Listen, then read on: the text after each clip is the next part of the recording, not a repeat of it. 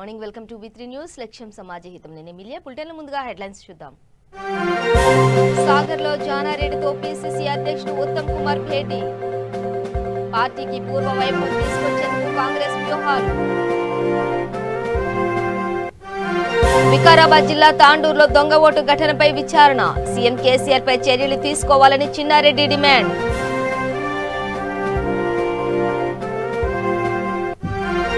కృష్ణా జిల్లాలో ఆశ్రమ పాఠశాల సమీపంలో టోల్ గేట్ నిర్మాణం రిలే నిరాహార దీక్ష చేపట్టిన మాజీ మంత్రి కొల్లు రవీంద్ర రాయచోటిలో గడప గడపకు మీ ఎమ్మెల్యే కార్యక్రమానికి శ్రీకారం అభివృద్ధి పనులపై ఆరా తీసిన ప్రభుత్వ చీఫ్ విప్ శ్రీకాంత్ రెడ్డి జగ్గంపేటలో ఫోరంబోకుల అక్రమ మైనింగ్ యథేచ్ఛగా చైనాకే తరలింపు ఆందోళనకు దిగిన రైతులు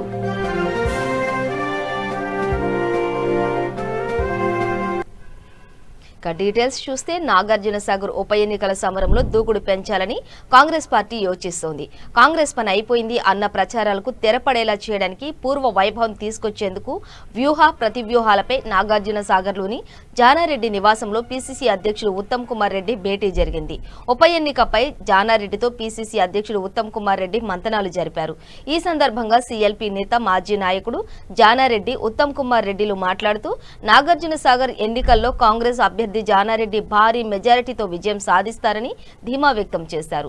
ఈ నెల 27న హాలియాలో జరిగిన జనగర్జన బహిరంగ సభ ద్వారా కాంగ్రెస్ పార్టీకి పూర్వ వైభవం తీసుకొచ్చేలా చేస్తామన్నారు. ఈ నెల 29న జానారెడ్డి నామినేషన్ వేస్తారని వివరించారు.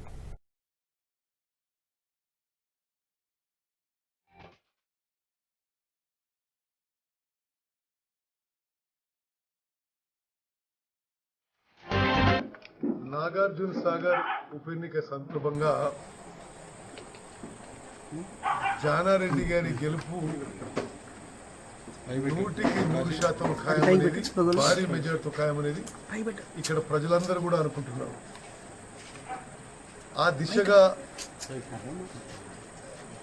కాంగ్రెస్ పార్టీ సన్నాహకంగా ప్రిపరేటరీగా కూడా 27వ తారీఖున మధ్యాహ్నం 2:30కి హాలియా పట్టణంలో నాగార్జున సాగర్ జనగర్జన బహిరంగ సభ ఏర్పాటు చేయడం జరిగింది. పిసిసి ఆధ్వర్యంలో హాలియాలో 27వ తారీఖున మధ్యాహ్నం 2:30కి నాగార్జున సాగర్ జనగర్జన అని మరి ఎన్నికల సమావేశం ప్రచార కార్యక్రమంతో మరి కాంగ్రెస్ పార్టీ కార్యక్రమం మొదలుపెట్టుకుంటుంది. అదేవిధంగా 29వ తారీఖున మధ్యాహ్నం 12 గంటలకి జానారెడ్డి గారు నామినేషన్ ఉన్నారు. తప్పనిసరిగా ఈ ఎన్నికల్లో మరి జానారెడ్డి గారు సునాయాసంగా గెలవబోతుందని చెప్పి మాకు సంపూర్ణ విశ్వాసం, మా సర్వే ప్రకారం కూడా అదే విధంగా 27 నాడు మేము నాగార్జున సాగర్లో ఉన్న మరి కార్యకర్తలందరికీ కూడా పిలుపునిస్తున్నాం. తప్పనిసరిగా పెద్ద సంఖ్యలో హాజరై ఈ నాగార్జున సాగర్ జనగర్జన ఈ కార్యక్రమాన్ని విజయవంతం చేయవలసిందిగా మేము నాగార్జున సాగర్ కాన్స్టిట్యున్సీ కార్యకర్తలందరూ కూడా సవినయంగా విజ్ఞప్తి చేస్తాం.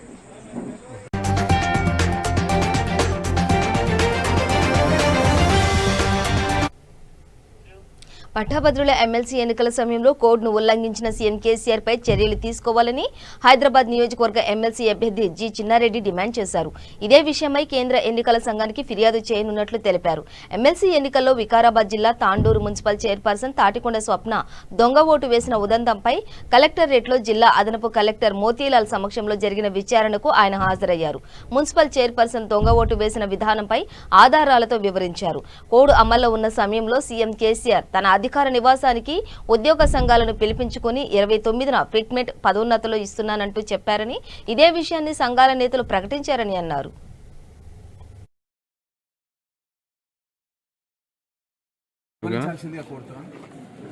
ఈ టిఆర్ఎస్ పార్టీ లోపల మున్సిపల్ చైర్మన్లే కాకుండా శాసనసభ్యులు కూడా దొంగ ఓట్లు వేయడం అనేది చాలా అంటే చాలా బాధాకరం.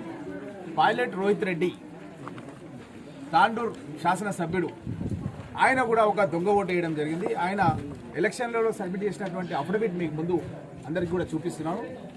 ఈ అఫిడవిట్ లోపల ఆయన రాసింది ఏంటంటే, అమెరికాలో ఆయన విమానాన్ని నడిపించడానికని చెప్పి పైలట్ లైసెన్స్ అమెరికాలో తీసుకున్నానని చెప్పి దీనిలో రాసినట్టు. మేము ఇప్పుడే కెప్టెన్ మమత అని ఫ్లైటెక్ ఏవియేషన్ అకాడమీకి చైర్మన్, ఆమె director, she a first woman pilot from our Andhra Pradesh state.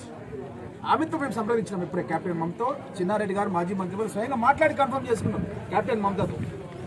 ఒకవేళ విదేశాల్లో ఎవరైనా సరే పైలట్ చదువుకుంటే కూడా మళ్ళీ మన దేశం వచ్చిన తర్వాత మన దేశంలో ఉన్నటువంటి యూనివర్సిటీలో దానికి సమానమైనటువంటి పరీక్షలు రాసి అది పాస్ అయిన తర్వాతనే వాళ్ళకు ఈ యొక్క గ్రాడ్యుయేట్ ఎలక్షన్స్ లోపల ఓటేసే హక్కు ఉంటుంది, వేరే వాళ్ళకు ఉండదు.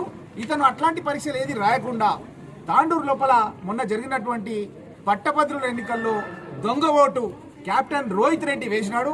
కాబట్టి ఈ యొక్క మున్సిపల్ చైర్మన్ తాడికొండ స్వప్నతో పాటు వెంటనే స్పీకర్ గారిని కోరుతున్నాం. Nagar, Rangareddy, Hyderabad graduate constituency MLC ఎలక్షన్స్లో మొన్న 14వ తేదీ నాడు ఓటింగ్ జరిగింది. ఆ ఓటింగ్లో తాండూర్ మున్సిపల్ చైర్పర్సన్ తాటికొండ స్వప్న, భర్త పేరు పరిమల్, వారు దొంగ ఓటు వేసినారని అదే రోజు నా దృష్టికి వచ్చింది. దాని తర్వాత ఇక్కడ ఉండేటువంటి శ్రీనివాసరెడ్డి గారు, వారు కౌన్సిలర్, దాని తర్వాత ఫ్లోర్ గారు కూడా కాంగ్రెస్ పార్టీ తరఫున, వారు సాయంత్రం కలెక్టర్ గారికి కంప్లైంట్ కూడా చేయడం జరిగింది, ఆర్ఓ గారికి కూడా కంప్లైంట్ చేయడం జరిగింది. తర్వాత నేను కూడా 16వ తేదీ నాడు ఆర్ఓ గారికి, దాని తర్వాత chief election officer election commission of India Shashank Goyal గారు కూడా నేను కూడా కంప్లైంట్ ఇవ్వడం జరిగింది. దానిపైనే ఎంక్వైరీ జరుగుతూ ఉంది. ఆ ఎంక్వైరీలో భాగంగానే ఈరోజు నన్ను ఇక్కడ రమ్మని సమన్ చేశారు. కృష్ణా జిల్లాలోని మోపిదేవి గురుకుల ఆశ్రమ పాఠశాల వద్ద టోల్గేట్ నిర్మాణం వివాదాలకు దారితీసింది. పాఠశాల వద్ద ఎలా టోల్గేట్ నిర్మిస్తారంటూ పాఠశాల కమిటీ, తల్లిదండ్రులు, మత్స్యకారులు రిలే నిరాహార దీక్ష చేపట్టారు. నిర్మాణ పనులు నిలిపివేయాలంటూ డిమాండ్ చేశారు. ఈ దీక్షకు శాసనసభ్యులు సింహాద్రి రమేష్ బాబు, మాజీ మంత్రి కొల్లు రవీంద్ర మద్దతు తెలిపారు. నిర్మాణం నిలిపివేయాలని, లేని ఎడల పెద్ద ఎత్తున ఆందోళన చేపడతామని వారు హెచ్చరించారు. వాళ్ళు నిరంతరం కూడా నీటిల్లోకి వెళ్ళి వాళ్ళు వృత్తిని చేసుకుని తమ బిడ్డల భవిష్యత్తు కోసం కలలుగంటూ ఇంటికాడ పడుకుంటే ఇవాళ 44 సంవత్సరాల క్రితం రాజకీయ పార్టీలు అందరినీ కేకేసి కూర్చోబెట్టి తేల్చమని చెప్పారు. నేను ఒకటే మాట చెప్పా, ఆ ఊరెళ్ళి అరే మేము పార్టీలు వాళ్ళవి, నేను వైఎస్ఆర్సీపీ నుంచి వచ్చా, ఇంకొక ఆయన తెలుగుదేశం నుంచి వచ్చాడు, ఇంకొక ఆయన కాంగ్రెస్ పార్టీ నుంచి వచ్చాడు, మీరు కనుక మమ్మల్ని కూర్చోబెడితే గద్దల్లాగా మిమ్మల్ని కోడి పిల్లలు తన్నుకుపోయినట్టు తన్నుకుపోతాం మేము, మమ్మల్ని కూర్చోబెట్టబాకండి, మీ కుల హద్దుల్లో కూర్చోబెట్టుకోండి, మీ కులాన్ని కాపాడుకోండి, మీ కుల పెద్దలు ఎవరన్నా పెద్దోళ్ళు అయిపోతే వాళ్ళ పక్కన తప్పించి కొత్త వాళ్ళు తెచ్చుకుని మీరు పని చేసుకోండి అని చెప్పా. లేచొచ్చా, మిమ్మల్ని లేచినామని చెప్పొచ్చా. ఎక్కడైనా ఏ సందర్భంలోనూ ఎవరినన్నా ఇబ్బంది పెడతామని లేదు. ఒక స్కూల్ని పోగొడతామా, ఎక్కడుంది స్కూలు? మరి ఈ టోల్ ప్లాజా నిర్మాణం చేయడానికి డిపిఆర్ తయారైందని చెప్పడం జరిగింది. మరి ఇప్పుడే పెద్దలు శాసనసభ్యులు చెప్పారు, ఈ డిపిఆర్ తయారైంది గతంలోనే జరిగిందని చెప్తా ఉన్నారు.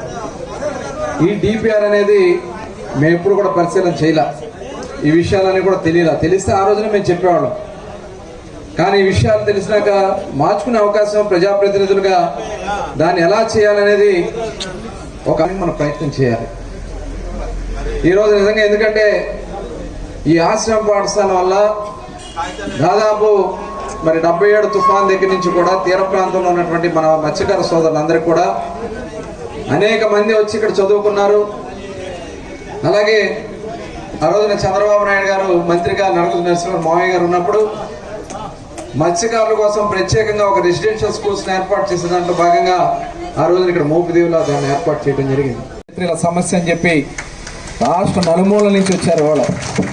మరి భరప్రసాద్ గారు హైదరాబాద్ నుంచి ఒక్కడిగా ప్రారంభించి మరి ఎక్కడో గుజరాత్ లో పుట్టినటువంటి మహాత్మా గాంధీ మన దివితాలూకా అవినిగడ్డ గ్రామం కూడా వచ్చి ప్రజల్ని చైతన్యపరిచి ప్రజలు పడుతున్నటువంటి ఇబ్బందులు, భారతదేశం సంకీర్ణ మధ్యన నలిగిపోతున్నటువంటి విధానాన్ని ప్రతి ఒక్కరికి కూడా అర్థమయ్యేటట్టుగా వివరించి నేల మీద పడకుండా ఈ రోజున భారతదేశానికి స్వతంత్రం తెచ్చుకున్నటువంటి మనం ఇవాళ ఇక్కడ టోల్ ప్లాజాని నిలుపుదల చేయలేమా? కడప జిల్లా రాయచోటి నియోజకవర్గంలో ప్రభుత్వ చీఫ్ విప్ శ్రీకాంత్ రెడ్డి గడప గడపకు మీ ఎమ్మెల్యే కార్యక్రమాన్ని నిర్వహించారు. ఇందులో భాగంగా ప్రభుత్వ సంక్షేమ పథకాలు, అభివృద్ధి పనులు, మురికి కాల్వలు, విద్యుత్ స్తంభాల ఏర్పాటు, స్థానిక సమస్యలపై ఆయన ఆరా తీశారు. సచివాలయ కార్యదర్శులు పనితీరుపై ఆగ్రహం వ్యక్తం చేశారు. పనుల నిర్వహణలో మార్పు చెందాలని, లేని ఎడల చర్యలు తప్పవని హెచ్చరించారు. ఈ కార్యక్రమంలో MLC జాకియా Khanam, municipal chairman, vice చైర్మన్లు ఫయాజ్ బాషా, దశరథ రామిరెడ్డి, కౌన్సిలర్లు, అధికారులు పాల్గొన్నారు. తను ఏదైతే ఆశించాడో వాలంటీర్లు బాగా పనిచేయాలనే వాటిల్లో 80% పైగా వాలంటీర్లు పనిచేస్తున్నారు. కొద్దో గొప్ప మంది కొద్ది ఇర్రెస్పాన్సిబుల్గా ఉన్నారు. అటువంటి వాళ్ళపైన పై అధికారుల దృష్టికి తీసుకెళ్ళి అలాంటి వాళ్ళు కూడా కరెక్ట్గా పనిచేసే విధంగా తీసుకుంటాం. ఇది ఎక్కువగా కూడా పాపులేషన్ ఉన్నటువంటి ఏరియా కాబట్టి ముందు నుంచి ఒక శానిటేషన్ ప్రాబ్లం ఉంది. సపరేట్ యాక్షన్ ప్లాన్ కూడా తయారు చేస్తున్నాం. గౌరవ కొత్తగా ఎన్నికైనటువంటి చైర్మన్, వైస్ చైర్మన్, కౌన్సిలర్లు అందరూ సహాయ సహకారాలతో ఒక మీటింగ్ అరేంజ్ చేసుకొని ఇప్పుడు మేము చూస్తున్నటువంటి సమస్యని ఈ పరిష్కారం, లాంగ్ రన్ పరిష్కారం ఎలాగుండాలి, ఇక్కడ ఉన్నటువంటి ప్రజలకు ఇబ్బంది లేకుండా ఏం చేయాలనే దానిపైన లాంగ్ టర్మ్లో చేస్తాం. దాదాపుగా ఒక వార్డు నుంచి 70-80 లక్షల రూపాయల వరకు ఫండ్స్ ఆల్రెడీ టెండర్స్ కూడా అయిపోయినాయి. కొద్దిగా అలసత్వం జరుగుతున్నాయి. ఆ వర్క్స్ కూడా త్వరగా పూర్తయ్యేందుకు శాయశక్తిగా కృషి చేస్తాం. మేము ఈ రకంగా ప్రజలు ఇంటికి వెళ్ళినప్పుడు వాళ్ళ మనసులో జగనన్న ఏ రకంగా నాటుకుపోయిందని చూసినప్పుడు నిజంగా సంతోషంగా, ఇంకా మా బాధ్యతగా ఏదైతే ఈ శానిటేషన్ ఉందో, ఏదైతే కొన్ని చోట్ల జరగాల్సిన డెవలప్మెంట్ వర్క్స్ కొద్దిగా అలసత్వం అవుతున్నాయో అన్నీ కూడా మేము బాధ్యత తీసుకొని మా జగనన్న ఆశిస్తేటువంటి పరిపాలన, తను ఏదైతే ఆశిస్తున్నాడో, తను ఏదైతే కోరుకుంటున్నాడో, మున్సిపాలిటీస్ కానీ పంచాయతీని కానీ సమానంగా అభివృద్ధి చెందాలి, అక్కడ ఉన్నటువంటి మౌలిక వసతుల విషయాలలో బాగుండాలి అని చెప్పి, అదే రకంగా ఇక్కడ ఒక ఉర్దూ స్కూల్ విజిట్ చేసినప్పుడు జగనన్న ఏదైతే నాడు నేడు కార్యక్రమంలో ఆశించాడో చాలా బ్రహ్మాండంగా 320 మంది పైగా ఉన్నటువంటి పాపులేషన్ ఉర్దూ స్కూల్లో బ్రహ్మాండమైనటువంటి మౌలిక వసతులతో కూడా దాదాపుగా కంప్లీట్ అయ్యింది. ఈ రకంగా కళ్ళ ముందర జరుగుతున్నటువంటి అభివృద్ధి. అదే రకంగా ఈ ప్రాంతానికి సంబంధించి మనకు 100 బెడ్ హాస్పిటల్ ఉన్నా కూడా ఇక్కడ కొద్దిగా ఇంకా దగ్గరగా ఉంటే బాగుంటుందని చెప్పి ఈ ప్రాంతానికి సంబంధించి, కొత్తపల్లి ప్రాంతానికి సంబంధించి అర్బన్ హెల్త్ సెంటర్ కూడా శాంక్షన్ అయ్యి టెండర్ కూడా పిలిచారు. 80 లక్షల రూపాయలతో ఇక్కడ ఈ పక్కన అర్బన్ హెల్త్ సెంటర్ కొత్తది కట్టబోతున్నాం. ఆ అర్బన్ హెల్త్ సెంటర్ దాంతోపాటు మిగిలిన 3 కూడా ఈ టౌన్కు మొత్తంగా 4 అర్బన్ హెల్త్ సెంటర్స్, ఇవన్నీ కూడా టెండర్లు కూడా అయిపోయినాయి. ఈ కార్యక్రమాలన్నీ కూడా అంటే ప్రజలకు దగ్గరగా వైద్యము, విద్య బాగుండాలన్నటువంటిది ఏదైతే సంకల్పించాడో దాంతోపాటు మౌలిక వసతుల కల్పన కూడా ధ్యేయంగా పనిచేస్తూ ఆయన ఆదేశాలతో ఉదయం నుంచి మేము రోడ్డు పైన పడి ప్రజలకి ఒక సమస్యలు తెలుసుకుంటున్నాం. అధికారులను అందరినీ కూడా తీసుకొస్తున్నాం. కొన్ని చోట్ల వార్డు సెక్రటేరియట్స్లో అధికారుల పనితీరు సరిగా లేదని చెప్పి ప్రజల నుంచి బాగా కంప్లైంట్స్ వస్తున్నాయి. తూర్పుగోదావరి జిల్లా జగ్గంపేట మండలం రామవరం గ్రామంలో రెవెన్యూ పోరంబోకుల అక్రమ మైనింగ్కు నిరసనగా రైతులు చేపట్టిన దీక్షకు మాజీ ఎమ్మెల్యే జ్యోతుల నెహ్రూ మద్దతు తెలిపారు. రైతులతో కలిసి అక్రమ మైనింగ్ కేంద్రాన్ని పరిశీలించారు. గత సంవత్సరం నుండి ఎటువంటి అనుమతులు లేకుండా కంచెర్ల శ్రీనివాస్ అనే వ్యక్తి చైనా క్లే అక్రమ మైనింగ్ తవ్వుతున్నారని, సుమారు 10 కోట్ల రూపాయలు విలువ చేసే చైనా క్లే తరలించుకుపోయారని ఆరోపించారు. ఈ విషయంపై ఆర్డీఓను వివరణ కోరగా దీనిపై కేసు నమోదు చేసినట్టు చెప్పారు.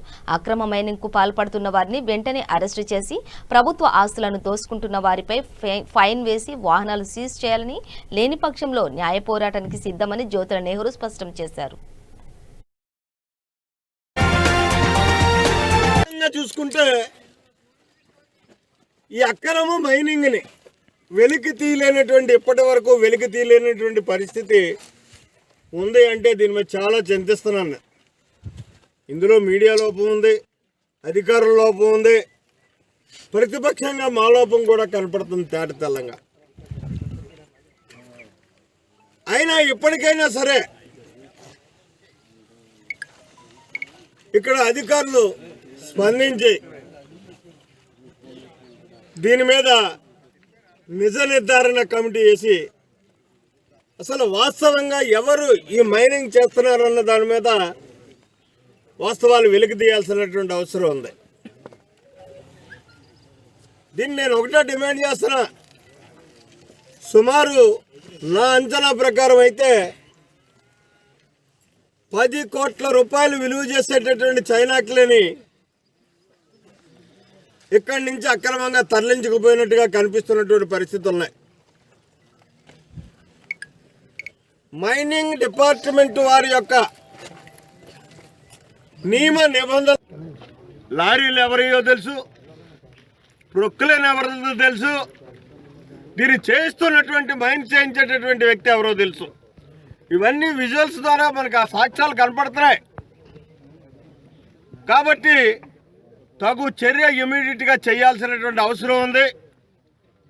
ఆ రకంగా కానీ చెయ్యకపోయినట్టయితే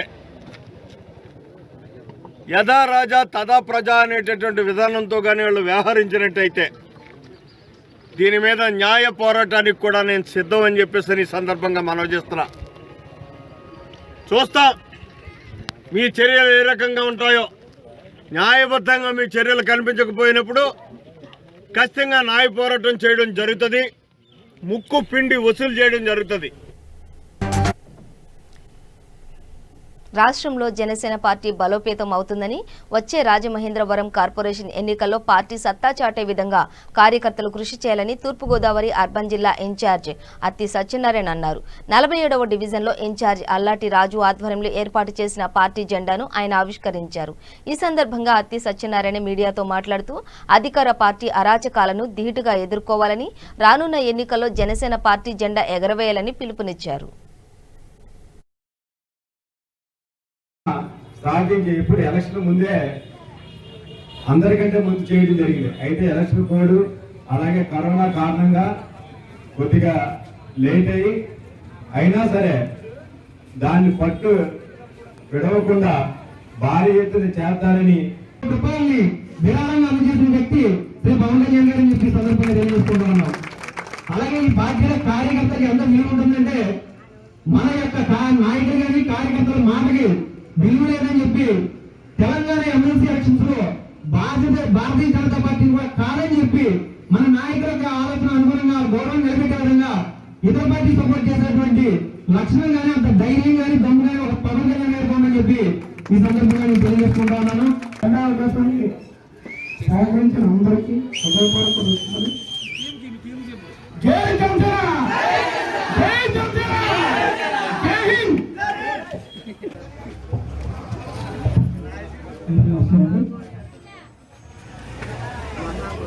మామూలుగా ముందు వేదిక ఉన్న పెద్దల్ని నాయకుల నుంచి పార్టీ కోసం నిస్వార్థంగా పనిచేస్తా ఉన్నారు. వాళ్ళకి మనం చేతుల వారుడుగా ఉంటూ పార్టీ జనాల్లోకి వెళ్లే విధంగా పార్టీ అధ్యక్షుడు పవన్ కళ్యాణ్ గారి యొక్క ఆలోచన విధానాన్ని, ఆయన యొక్క ఆ వ్యక్తిత్వాన్ని, పార్టీ యొక్క సిద్ధాంతాన్ని ప్రజలకు తీసుకెళ్తే ఖచ్చితంగా ప్రజలు మనతో నడవడానికి సిద్ధంగా ఉన్నారని చెప్పి నేను తెలియజేసుకుంటా ఉన్నాను. నేను జనసేన పండుగ చేసుకుని ఊరు తిరుగుతున్నాను, నా భార్యకి నేను చెప్పుకోలేకపోయినా అని బాధపడ్డా. అలా గ్యాస్ సిలిండర్ ఈరోజు విపరీతమైన ధర, మంచిగా ఇంకేమో అందరూ చెప్పకండి. ఈ ధరలు పెరిగిపోతూ ఫ్రీగా మనకి ఆయన మన ప్రభుత్వం వారు ఫ్రీగా ఏదో ఇస్తుంటారు. అప్పుడప్పుడు మన మీద జరుగుతుంటే అవి చూసి మురిసిపోతున్నాం. ప్రధాన పార్టీ అధ్యక్షుడు పవన్ కళ్యాణ్ గారు ఎలాగైతే ఆయన యొక్క ఇమేజ్ ని, ఆయనకు ఉన్నటువంటి అన్ని సుఖాలను పక్కన పెట్టి పార్టీ కోసం, ప్రజల కోసం నిరంతరం కష్టపడుతూ ఉన్నారో, మనం కూడా ఇక్కడ ఉన్నటువంటి స్థానిక నాయకత్వం, ఇక్కడ నాయకులు ఎవరూ లేరు, అందరూ ఒక ఫ్యామిలీ మెంబర్స్ లో ఉంటూ పార్టీ విజయాన్ని ముందుకు తీసుకెళ్ళడానికి మళ్ళా మనకి ఏమైనా చిన్న చిన్న ఇబ్బందులు ఉన్నా, చిన్న చిన్న సమస్యలు ఏమంటే అందరం కూర్చొని మాట్లాడుకుని బయటికి వెళ్ళేటప్పుడు కుటుంబ సభ్యులు అందరూ కలిసి మెలిసి పార్టీ కార్యక్రమాలు ముందుకు తీసుకెళ్లే విధంగా మనందరూ ఉండాలని చెప్పి మనస్ఫూర్తిగా కోరుకుంటూ ఉన్నాను.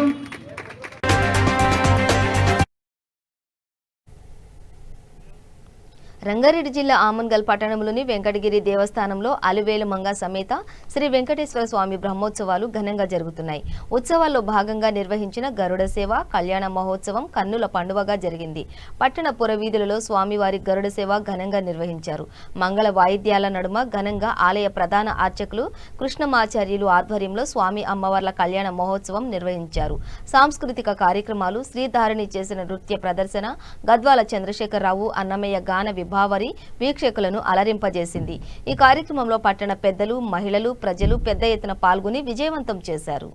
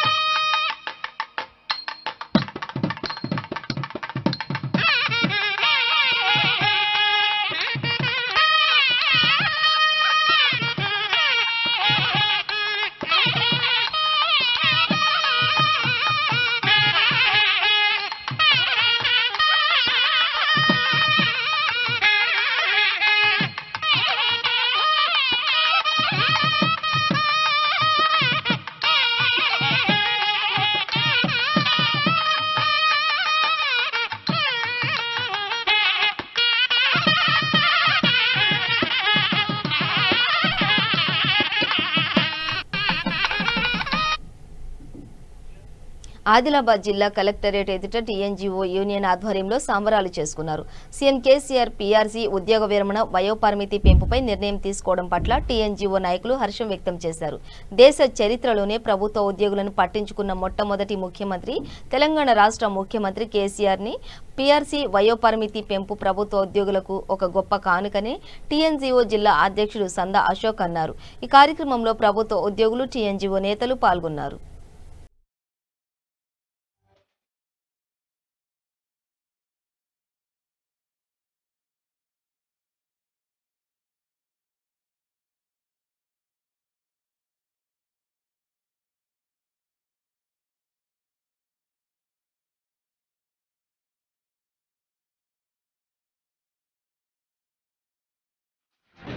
శ్రీ కల్వకుంట్ల చంద్రశేఖరరావు గారు ఈరోజు శాసనసభలో 11వ వేతన సవరణ ట్రీట్మెంటు 30% ప్రకటించడం, యావత్ తెలంగాణలోని ఉద్యోగ ఉపాధ్యాయ కార్మికులందరికీ ఇలా లాభం చేకూరేటట్లు ప్రకటించడం చాలా హర్షణీయం. అదేవిధంగా ఉద్యోగుల యొక్క వయోపరిమితి 58 సంవత్సరాల నుంచి 61 సంవత్సరాలకు పెంపుదల చేయడం. విధంగా సిపిఎస్ ఉద్యోగులు గత 16 సంవత్సరాల నుంచి ఎదుర్కొంటున్న సమస్య ఫ్యామిలీ పెన్షన్. వారు చనిపోతే ఇలా ఫ్యామిలీ పెన్షన్ రాని వైనం ఉంది. కావున ఇలా గౌరవ ముఖ్యమంత్రి గారు సిపిఎస్ ఉద్యోగులందరికీ లాభం చేకూరేటట్లు ఇలా వారి యొక్క ఫ్యామిలీ పెన్షన్ విధానం కూడా అమలులోకి తెచ్చినట్టు ఇలా మరి ప్రకటించడం. ఎంతో కాలంగా ఎదురు చేస్తున్నటువంటి పీఆర్సీ 11వ వేతన సవరణ సంఘం యొక్క సిఫార్సులకు అనుగుణంగా మరియు ముఖ్యమంత్రి ఒక ఫ్రెండ్లీ ప్రభుత్వాన్ని ప్రకటిస్తూ ఈరోజు నిండు శాసనసభలో గౌరవ ముఖ్యమంత్రి గారు 30% ఫిట్మెంట్ ప్రకటించడం యావత్ తెలంగాణ ఉద్యోగులందరికీ ఇలా సంభ్రమాచర్యలతో హర్షాతిరేక ప్రకటిస్తారు. అదేవిధంగా ముఖ్యమంత్రి గారు శాసనసభలో ప్రకటిస్తూ ఈరోజు వయోపరిమితి 58 సంవత్సరాల నుంచి 61 సంవత్సరాలు కూడా మరి ఏదైతే మేనిఫెస్టో పెట్టడం జరిగిందో దానికి అనుగుణంగా మరి ఈరోజు ఉత్తర్వులు జారీ చేయడం. అదేవిధంగా పెన్షనర్సు 70 ఏళ్ళు పైబడిన పెన్షనర్స్కు 15% వెయిటేజ్ ప్రకటించడం. అదేవిధంగా ముఖ్యంగా సిపిఎస్ ఉద్యోగులు కంట్రిబ్యూషన్ పెన్షన్ విధానంలో ఎవరైనా ఉద్యోగి చనిపోతే వారికి ఈరోజు ఫ్యామిలీ పెన్షన్ రాలేకపోవడం. గౌరవ ముఖ్యమంత్రి గారు వారి యొక్క ఆకాంక్షలకు అనుగుణంగా యావత్ సిపిఎస్ ఉద్యోగులందరికీ 16 సంవత్సరాలుగా పనిచేస్తున్న సిపిఎస్ ఉద్యోగులందరికీ ఇలా లాభం చేకూరేటట్లు ఫ్యామిలీ పెన్షన్ ప్రకటించడం. రాజన్న సిరిసిల్ల జిల్లా ముస్తాబాద్ మండలంలో సహకార సంఘం చైర్మన్ అధ్యక్షతన సర్వసభ్య సమావేశం నిర్వహించారు. ఈ సందర్భంగా సొసైటీ చేపడుతున్న అభివృద్ధి పనులతో పాటు చేపట్టబోయే పలు అంశాలపై పాలకవర్గం సభ్యులతో కలిసి చర్చించారు. గతంలో తీర్మానించిన పనుల పురోగతిపై ఆరా తీశారు. ఇతర జిల్లాల మాదిరిగానే 1B రుణాలు ఇచ్చేందుకు పాలకవర్గం తీర్మానం చేశారు. అలాగే గతంలో బంగారంపై అందించిన రుణాల వివరాలను వెల్లడించారు. ఈ సేవలను చిరు వ్యాపారులతో పాటు రైతులు సద్వినియోగం చేసుకుని ఆర్థికంగా ఎదగాలని చైర్మన్ కోరారు. అనంతరం సొసైటీ పరిధిలోని 8 మందికి 28 లక్షల రుణాల చెక్కులను పంపిణీ చేశారు.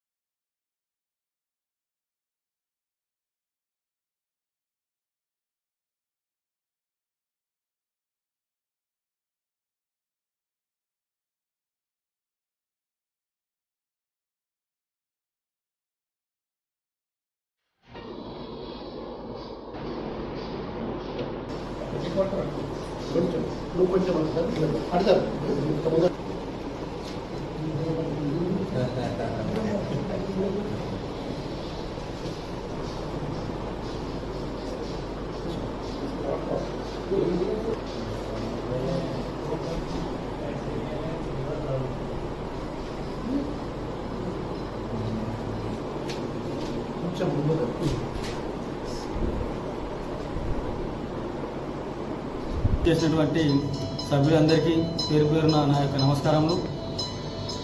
మనం ఈరోజు ముఖ్యంగా సొసైటీ తరఫున ఇచ్చిన లోన్లు బర్లకు కానీ గొర్రెలకు కానీ దీర్ఘకాలిక కానీ పంటలకు కానీ ఇచ్చిన లోన్లు స్వల్పకాలిక రుణాలు 6,82,22,588 స్వల్పకాలిక రుణాలు 830 మెంబర్స్కి ఇవ్వడం జరిగింది.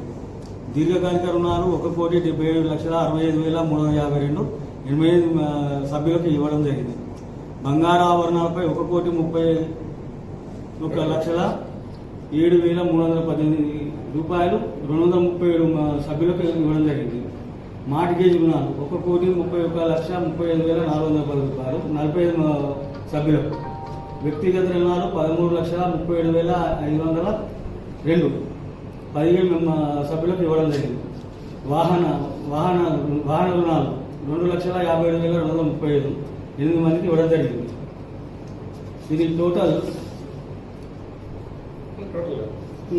ఇవ్వడం జరిగింది. పట్టణ రుణాల వసూలు 6,76,55,668 రూపాయలు ఇప్పటి వరకు వసూలు చేయవలసినవి.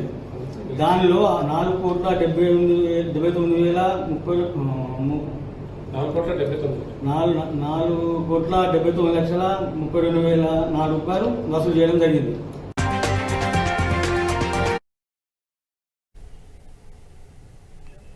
బులెటిన్ ముగించే ముందు హెడ్లైన్స్ మరోసారి. సాగర్లో జానారెడ్డితో పిసిసి అధ్యక్షుడు ఉత్తమ్ కుమార్ రెడ్డి భేటీ. పార్టీకి పూర్వ వైభవం తీసుకొచ్చేందుకు కాంగ్రెస్ వ్యూహాలు. వికారాబాద్ జిల్లా తాండూరులో దొంగ ఓటు ఘటనపై విచారణ. సీఎం కేసీఆర్ పై చర్యలు తీసుకోవాలని చిన్నారెడ్డి డిమాండ్.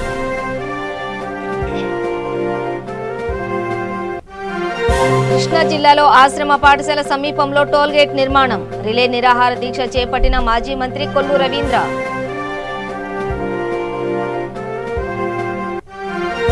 రాయచోటిలో గడప గడపకు మీ ఎమ్మెల్యే కార్యక్రమానికి శ్రీకారం. అభివృద్ధి పనులపై ఆరా తీసిన ప్రభుత్వ చీఫ్ విప్ శ్రీకాంత్ రెడ్డి.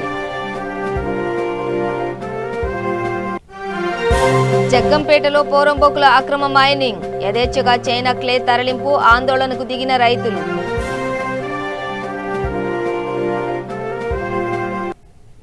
ఇవి బులెటిన్ విశేషాలు. మరింత సమాచారం కోసం చూస్తూనే ఉండండి B3 న్యూస్. లక్ష్యం సమాజహితం.